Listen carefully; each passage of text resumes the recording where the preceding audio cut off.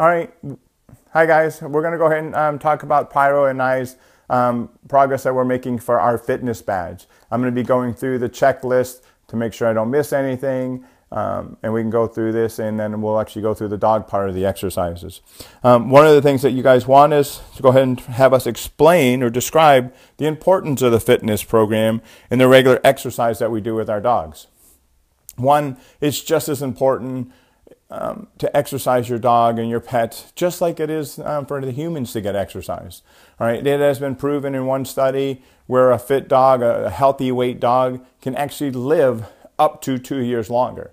So it's really important that we keep them around. They already live a short life to start with. So we want to give them as much healthy exercise and enjoyment on their life as we can, and keep them around as long as we can. So a fitness program is really important. You do need to take into account the health of your dog when you get started. All right? Are they healthy to start with? Are they overweight? Are they a couch potato? Do they have medical problems? Should you go out and have your dog checked by a veterinarian before you get started with these programs? These are all things you want to think about in terms of setting up that fitness program, why you want to do this fitness program. All right. Anytime we get started, especially if it's a brand new program, but anytime you're going to go out and do strenuous exercise or aerobic exercise, you're going to want to think about doing some stretching, some warming, some cool down periods as you get started. So if you're going to go out and say, in our case, we did a bunch of scootering or candy cross. If we're scootering, right, I'm not just going to hook him up to the scooter and tell him on and expect him to run. Right? I'm risking injury on my dog in that case. So I actually do want to have some warm-up exercises. I will go ahead and just kind of walk him around on a loose leash. I may do a slow trot with him as we get started. I may just a little easy fetch type exercises just to kind of get his muscles going, get him to stretch out. And I'm going to want to actually have him do some stretching, whether it's passive or active stretching. And I think we're going to want to do the same thing when we're done. We're going to want to let them cool down. And I don't mean we're going to stick them in an air-conditioned car.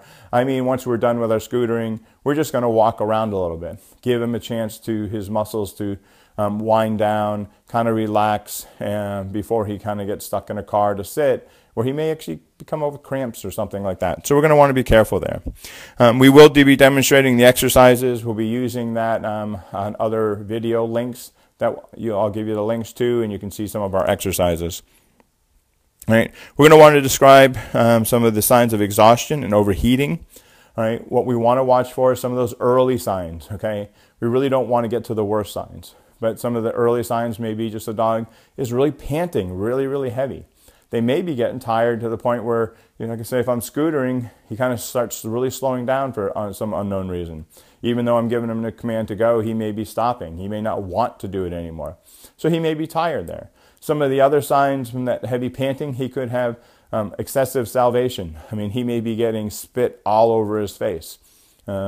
His gums may become brick red.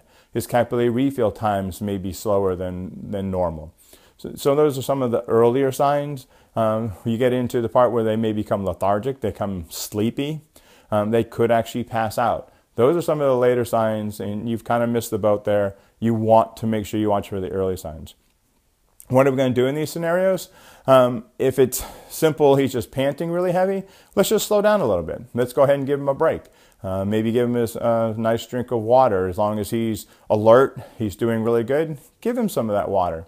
If he's lethargic, if he's kind of sleepy, I wouldn't give him water at this time because he may have problems swallowing it. Other things you may want to do is if you're near a stream or a river, go ahead and get him into that. Okay, make sure you can go in there with him safely. Don't throw him into a deep pool and then he passes out, and how do you get your dog back? All right, so make sure you're really safe with that. And it doesn't have to be thrown in. It can be just cool water up to the belly. That'll help cool him down or her down really quickly.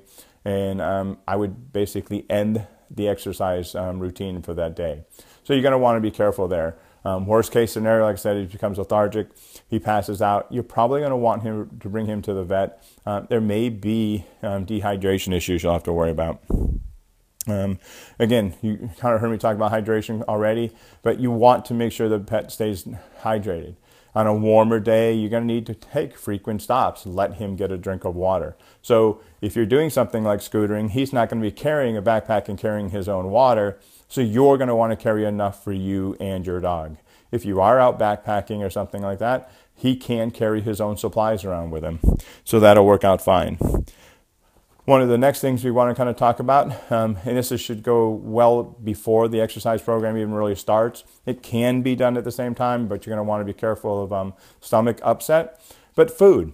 We're going to want to make sure we're using really good food for our dogs. You need to be really careful. A lot of the store-bought brands, they're nothing but grain. I mean, if you read the label, it may say meat in the beginning, like it could say beef. But then after that, it's going to say brown rice, potato, corn. Guess what? You really don't have that much meat in that product. It's when they put it just meat, they're actually taking the weight of meat with water in it. So once it becomes dehydrated, there's actually there's not very much water in, or I'm sorry, there's not very much actual meat there. So those other ingredients are actually going to exceed the meat in volume. So that's not really a good dog food. So you're going to want to think about making sure you kind of do your research, look for those good dog foods. I recommend a grain-free dog food. I do add certain supplements to my dog's food, especially things like salmon oil. So nutrition is going to play a big part.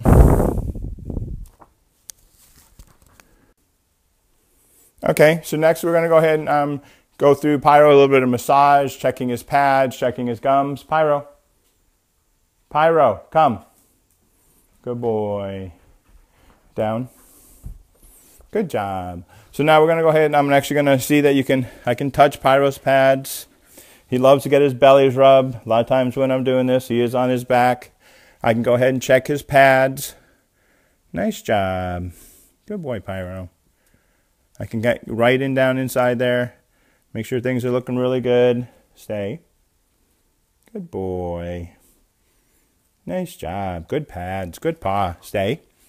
I'm going to check your gums, teeth. Yes, nice job. Was it ticklish? Good boy. Check that capillary refill time with no problem. I could go ahead and give Pyro some massage work. Oh, he loves his ear rubs. And kind of massage his neck. Work on some of the muscles. And I'll tell him stretch. Oh, good stretch. Stretch. Oops. Stretch. Good boy. Good stretch. Good boy. I don't know if you could really tell there, but he was resisting just a little bit on that last one. So I didn't force it. I just took my time, kind of worked with him. Stretch. Oh, good stretch. Stretch.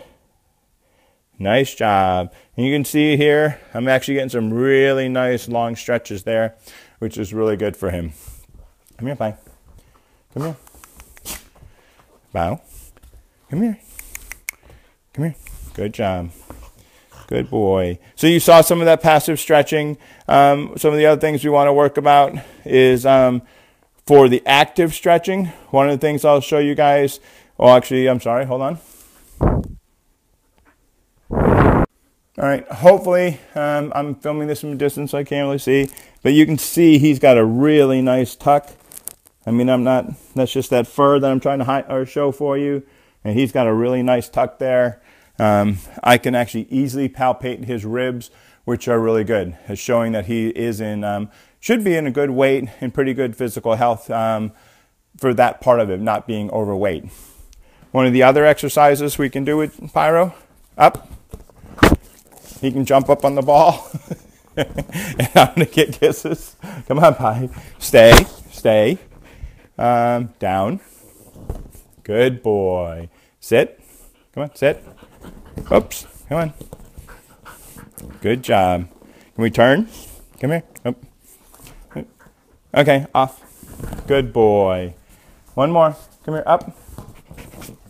Come on. Yes, good boy. You're going to go backwards just a little bit. Oops. Come on. Yes. Good boy. Ready? Good boy. Yes. You can I hope you can see him kind of rolling the ball, and he's kind of working with that. It's kind of hard for me to do talk to you guys at the same time, but he likes playing on the ball. You can see him jumping up and off, which is actually a really good kind of exercise for him. Come on, up, yes, off, up, yes, off, good boy, up, yes, off. Oh, I slipped a little bit. All right, so that's one of his other exercises. The other one, if I'm standing up, come here, Pi. Oh, come here. Hey, no, all done. Hey, all done. Come here, sit. Pause up. Yes. And I can do this if I'm standing. Trying to make sure you guys can see it. Pause up. Yes. Good boy. All right, our next one we're going to work on is doing some ladder work with him. I do not have any treats with me. Come on, Pi. Ready? Go. Yes. Oops. And I'm going a little bit too slow for him. Come on, Pi. Yay. Good boy. Good boy. Yeah. Good boy. Thanks.